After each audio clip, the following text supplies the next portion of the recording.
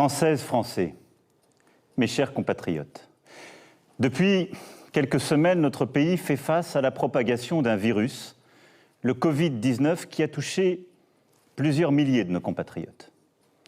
J'ai bien entendu ce soir, avant toute chose, une pensée émue et chaleureuse pour les familles et les proches de nos victimes.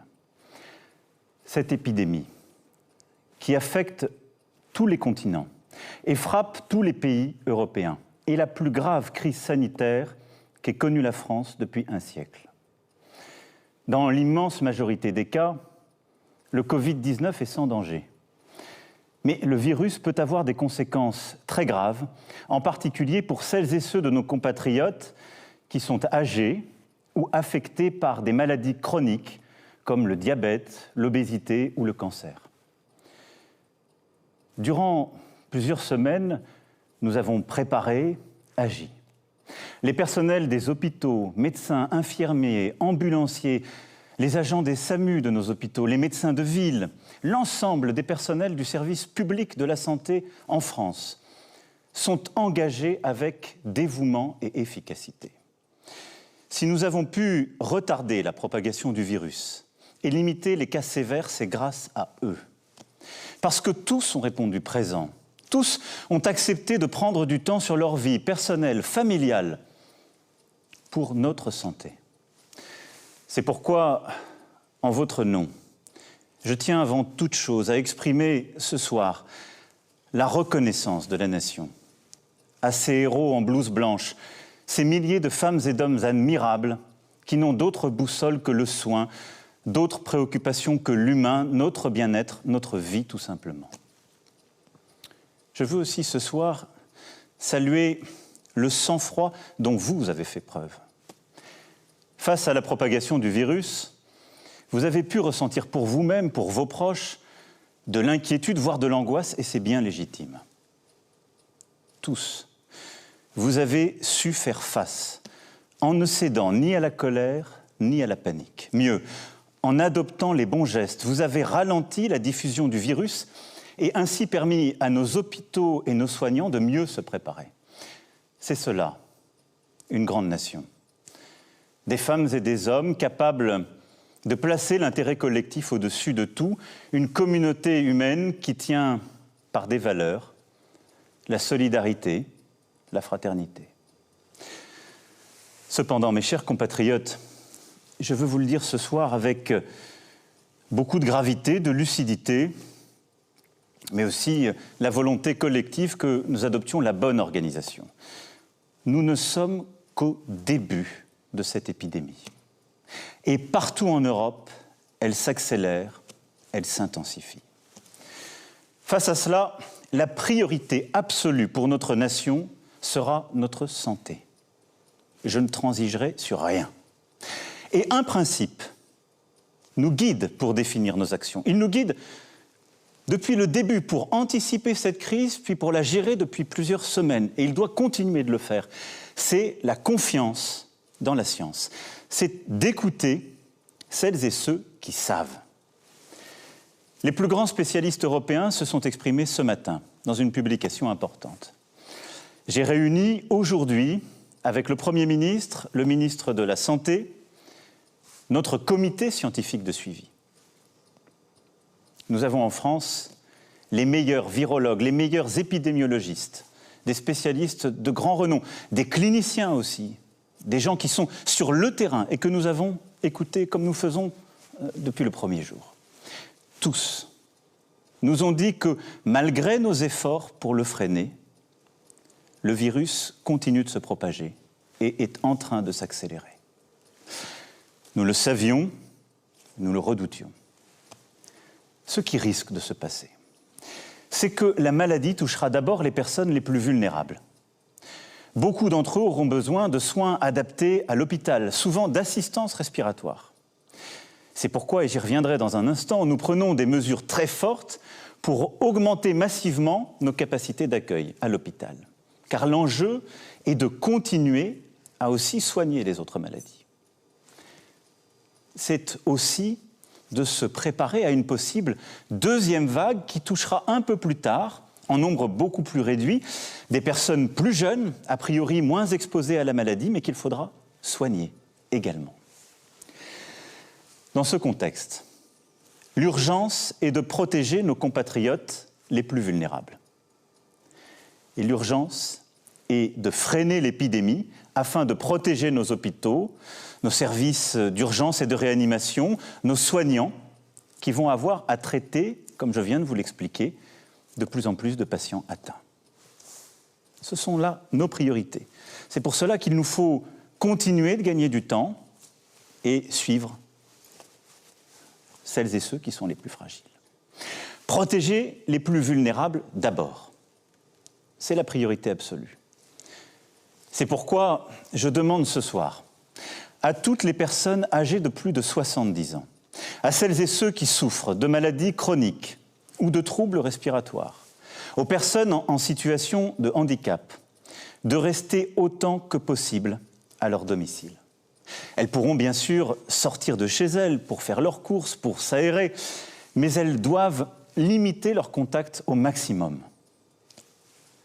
Dans ce contexte, j'ai interrogé les scientifiques sur nos élections municipales, dont le premier tour se tiendra dans quelques jours.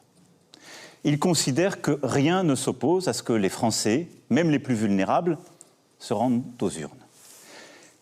J'ai aussi demandé au Premier ministre, il l'a fait encore ce matin, de consulter largement toutes les familles politiques. Et elles ont exprimé la même volonté. Mais il conviendra de veiller au respect strict des gestes barrières contre le virus et des recommandations sanitaires. Je fais confiance aux maires et au civisme de chacun d'entre vous. Je sais aussi que les mairies et les services de l'État ont bien organisé les choses. Des consignes renforcées seront données dès demain afin que nos aînés n'attendent pas longtemps, que des files ne se constituent pas, que les distances soient aussi tenues et que ces fameuses mesures barrières soient bien respectées.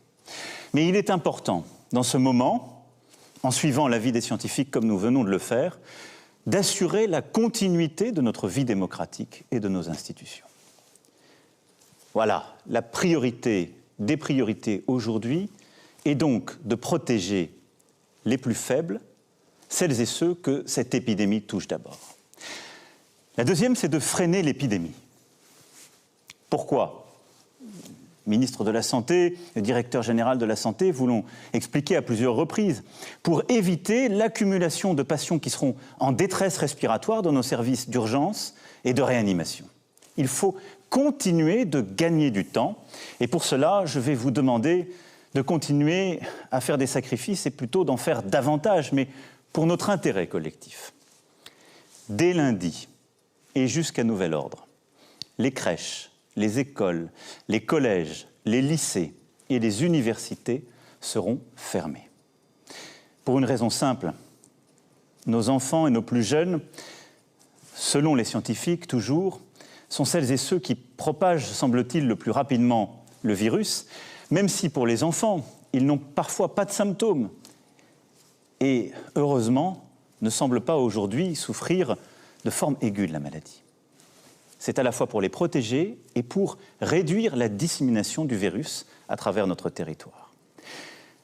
Un service de garde sera mis en place, région par région, nous trouverons les bonnes organisations pour que, en effet, les personnels qui sont indispensables à la gestion de la crise sanitaire puissent faire garder leurs enfants et continuer d'aller au travail pour vous protéger et vous soigner. Et donc cette organisation sera travaillée par le gouvernement dans les prochains jours avec l'ensemble des élus et tous les responsables sur nos territoires. Quand cela est possible, je demande aux entreprises de permettre à leurs employés de travailler à distance. Les ministres l'ont déjà annoncé, nous avons beaucoup développé le télétravail, il faut continuer cela, l'intensifier au maximum. Les transports publics seront maintenus, car les arrêtés, ce serait tout bloqué, y compris la possibilité de soigner. Mais là aussi, c'est à votre responsabilité que j'en appelle. Et j'invite tous les Français à limiter leurs déplacements au strict nécessaire. Le gouvernement annoncera par ailleurs des mesures pour limiter au maximum les rassemblements. Dans le même temps, notre système de santé, notamment dans les services de réanimation, doit se préparer à accueillir de plus en plus de cas graves de Covid-19 et continuer à soigner les autres malades. Des places doivent se libérer dans les hôpitaux. Pour cela, toutes les capacités hospitalières nationales, ainsi que le maximum de médecins et de soignants seront mobilisés. Nous allons aussi mobiliser les étudiants, les jeunes retraités. Des mesures exceptionnelles seront prises en ce sens. Beaucoup d'ailleurs ont commencé, je veux les en remercier. J'ai vu il y a quelques jours au SAMU de Paris une mobilisation magnifique, émouvante, exemplaire, où des étudiants à quelques mois de leur concours étaient là pour répondre aux appels, aider, et où des médecins à peine retraités étaient revenus pour prêter main forte. C'est cela que nous allons collectivement généraliser en prenant les bonnes mesures. En parallèle, les soins non essentiels à l'hôpital seront reportés, c'est-à-dire les opérations qui ne sont pas urgentes, tout ce qui peut nous aider à gagner du temps. La santé n'a pas de prix. Le gouvernement mobilisera tous les moyens financiers nécessaires pour porter assistance, pour prendre en charge les malades, pour sauver des vies, quoi qu'il en coûte. Et beaucoup des décisions que nous sommes en train de prendre, beaucoup des changements auxquels nous sommes en train de procéder, nous les garderons, parce que nous apprenons aussi de cette crise.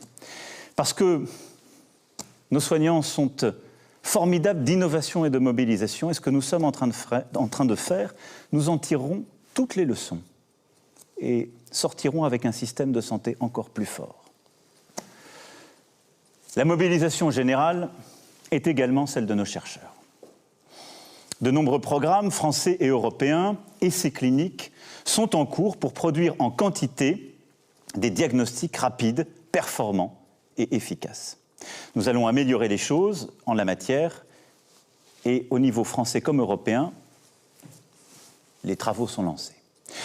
Nos professeurs, avec l'appui des acteurs privés, travaillent d'ores et déjà sur plusieurs pistes de traitement. À Paris, Marseille, Lyon, entre autres. Des protocoles ont commencé. Et j'espère que dans les prochaines semaines et prochains mois, nous aurons des premiers traitements que nous pourrons généraliser. L'Europe a tous les atouts pour offrir au monde l'antidote au Covid-19. Des équipes sont également à pied d'œuvre pour inventer un vaccin. Il ne pourra pas voir le jour avant plusieurs mois, mais il est porteur de grands espoirs. La mobilisation de notre recherche française, européenne, est aussi au rendez-vous. Et je continuerai de l'intensifier. Cette épreuve exige aussi une mobilisation sociale envers les plus démunis, les plus fragiles. La trêve hivernale sera reportée de 2 mois. Et je demande au gouvernement des mesures exceptionnelles dans ce contexte pour les plus fragiles. Enfin, l'épreuve que nous traversons exige une mobilisation générale sur le plan économique. Déjà, des restaurateurs, des commerçants, des artisans, des hôteliers, des professionnels du tourisme, de la culture, de l'événementiel, du transport souffrent, je le sais. Les entrepreneurs s'inquiètent pour leur carnet de commandes. Et tous, vous vous interrogez pour votre emploi, pour votre pouvoir d'achat. Je le sais, c'est légitime. Et avec les décisions que je viens d'annoncer ce soir, cette inquiétude économique va évidemment s'accroître. Nous n'ajouterons pas aux difficultés sanitaires la peur de la faillite pour les entrepreneurs, l'angoisse du chômage et des fins de mois difficiles pour les salariés. Aussi, tout sera mis en œuvre pour protéger nos salariés et pour protéger nos entreprises, quoi qu'il en coûte, là aussi. Dès les jours à venir, un mécanisme exceptionnel et massif de chômage partiel sera mis en œuvre. Des premières annonces ont été faites par les ministres. Nous irons beaucoup plus loin. L'État prendra en charge l'indemnisation des salariés contraints à rester chez eux. Je veux en la matière que nous inspirions de ce que les Allemands ont su par exemple mettre en œuvre avec un système plus généreux, plus simple que le nôtre.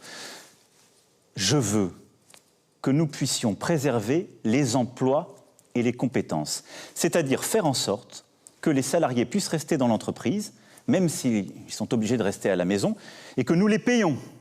Je veux que nous puissions protéger aussi nos indépendants. Et donc nous prendrons toutes les mesures nécessaires pour donner cette garantie sur le plan économique.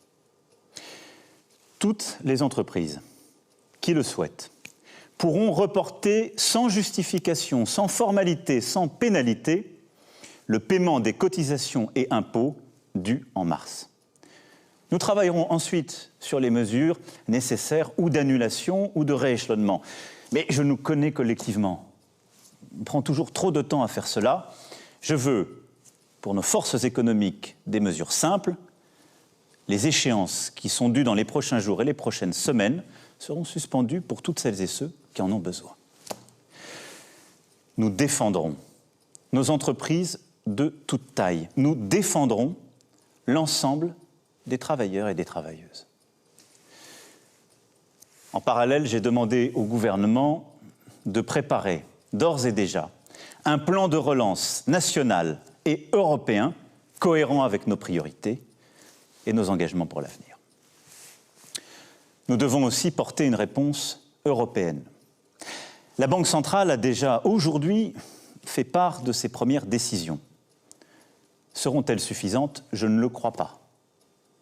Il lui appartiendra d'en prendre de nouvelles. Mais je vais être là aussi très clair avec vous ce soir. Nous, Européens, ne laisserons pas une crise financière et économique se propager. Nous réagirons fort et nous réagirons vite. L'ensemble des gouvernements européens doit prendre les décisions de soutien de l'activité, puis de relance, quoi qu'il en coûte. La France le fera, et c'est cette ligne que je porterai au niveau européen en votre nom. C'est déjà ce que j'ai fait lors du Conseil exceptionnel qui s'est tenu hier. Je ne sais ce que les marchés financiers donneront dans les prochains jours, mais je serai tout aussi clair. L'Europe réagira de manière organisée, massive, pour protéger son économie. Je souhaite aussi que nous puissions nous organiser sur le plan international, et j'en appelle à la responsabilité des puissances du G7 et du G20. Dès demain, j'échangerai avec le président Trump pour lui proposer une initiative exceptionnelle entre les membres du G7, puisque c'est lui qui a la présidence.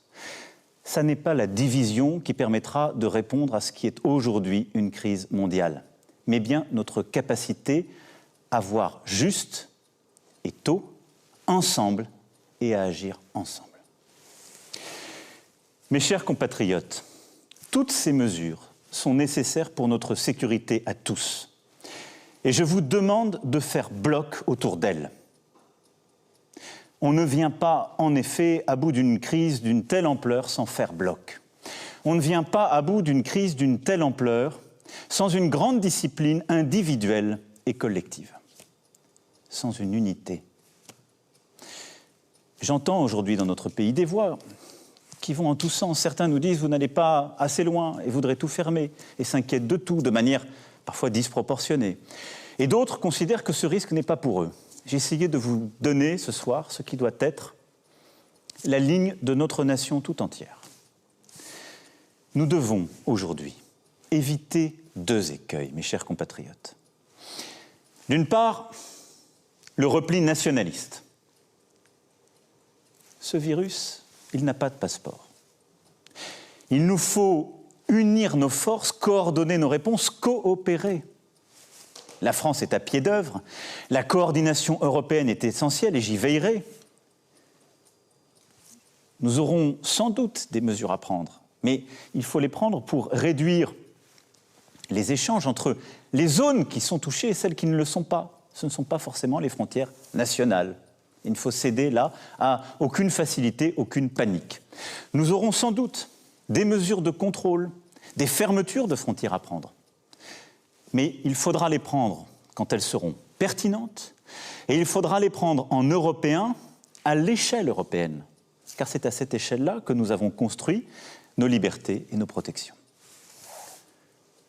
L'autre écueil ce serait le repli individualiste. Jamais de telles épreuves ne se surmontent en solitaire. C'est au contraire en solidaire, en disant « nous » plutôt qu'en pensant « je », que nous relèverons cet immense défi. C'est pourquoi je veux vous dire ce soir que je compte sur vous, pour les jours, les semaines, les mois à venir. Je compte sur vous parce que le gouvernement ne peut pas tout seul et parce que nous sommes une nation. Chacun a son rôle à jouer. Je compte sur vous pour respecter les consignes qui sont et seront données par les autorités et en particulier ces fameux gestes barrières contre le virus. Elles sont aujourd'hui encore trop peu appliquées. Cela veut dire se laver les mains suffisamment longtemps avec du savon ou avec des gels hydroalcooliques. Cela veut dire saluer sans embrasser ou serrer la main pour ne pas se transmettre le virus. Cela veut dire se tenir à distance d'1 mètre. Ces gestes, ils peuvent vous apparaître anodins. Ils sauvent des vies. Des vies. C'est pourquoi, mes chers compatriotes, je vous appelle solennellement à les adopter. Chacun d'entre nous détient une part de la protection des autres, à commencer par ses proches. Je compte sur vous aussi pour prendre soin des plus vulnérables de nos compatriotes. Ne pas rendre visite à nos aînés, c'est, et j'en ai bien conscience, un crève-cœur. C'est pourtant nécessaire temporairement. Écrivez, téléphonez, prenez des nouvelles, protégez en limitant les visites. Je compte sur vous, oui, pour aussi aider le voisin qui, lorsqu'il est personnel soignant, a besoin d'une solution de garde pour ses enfants, pour aller travailler et s'occuper des autres. Je compte sur les entreprises pour aider tous les salariés qui peuvent travailler chez eux à le faire. Je compte sur nous tous pour inventer dans cette période de nouvelles solidarités. Je demande à ce titre au gouvernement de travailler avec les partenaires sociaux, avec les associations, dans cette direction. Cette crise doit être l'occasion d'une mobilisation nationale de solidarité entre générations. Nous en avons les ressorts. Il y a déjà des actions qui existent sur le terrain. Nous pouvons faire encore plus fort, tous ensemble. Je compte évidemment aussi sur tous nos soignants. Je sais tout ce qu'ils ont déjà fait, je sais ce qu'il leur reste à faire. Le gouvernement et moi-même serons là, nous prendrons toutes nos responsabilités pour vous. Je pense à tous nos soignants à l'hôpital qui auront les cas les plus graves à traiter, mais aussi beaucoup d'urgences. Je pense aux médecins, aux infirmiers, aux infirmières, à tous les soignants qui sont aussi hors de l'hôpital, qui se sont formidablement mobilisés, que nous allons de plus en plus solliciter dans les semaines à venir. Je sais pouvoir compter sur vous. Le ministre de la Santé aura l'occasion aussi de préciser dans les prochaines heures les règles pour que nous vous aidions à bien vous protéger contre le virus. C'est le respect que nous avons envers vous et c'est évidemment ce que la nation vous doit. Les règles seront claires pour chacun, elles seront là aussi proportionnées et expliquées. Je compte sur vous, toutes et tous, pour faire nation, au fond. Pour réveiller ce qu'il y a de meilleur en nous, pour révéler cette âme généreuse qui, par le passé, a permis à la France d'affronter les plus dures épreuves. Mes chers compatriotes, il nous faudra demain tirer les leçons du moment que nous traversons. Interroger le modèle de développement dans lequel s'est engagé notre monde depuis des décennies et qui dévoile ses failles au grand jour. Interroger les faiblesses de nos démocraties. Ce que révèle d'ores et déjà cette pandémie, c'est que la santé gratuite, sans condition de revenus, de parcours ou de profession, notre État-providence, ne sont pas des coûts ou des charges, mais des biens précieux, des atouts indispensables quand le destin frappe. Ce que révèle cette pandémie, c'est qu'il est des biens et des services qui doivent être placés en dehors des lois du marché. Déléguer notre alimentation, notre protection, notre capacité à soigner, notre cadre de vie, au fond, à d'autres, est une folie. Nous devons en reprendre le contrôle, construire plus encore que nous ne le faisons déjà, une France et une Europe souveraines, une France et une Europe qui tiennent fermement leur destin en main. Les prochaines semaines et les prochains mois nécessiteront des décisions de rupture en ce sens. Je les assumerai. Mais le temps aujourd'hui est à la protection de nos concitoyens et à la cohésion de la nation. Le temps est à cette union sacrée qui consiste à suivre tous ensemble un même chemin, à ne céder à aucune panique, aucune peur, à aucune facilité, mais à retrouver cette force d'âme qui est la nôtre et qui a permis à notre peuple de surmonter tant de crises à travers l'histoire. La France unie, c'est notre meilleur atout dans la période troublée que nous traversons. Nous tiendrons tous ensemble. Vive la République, vive la France.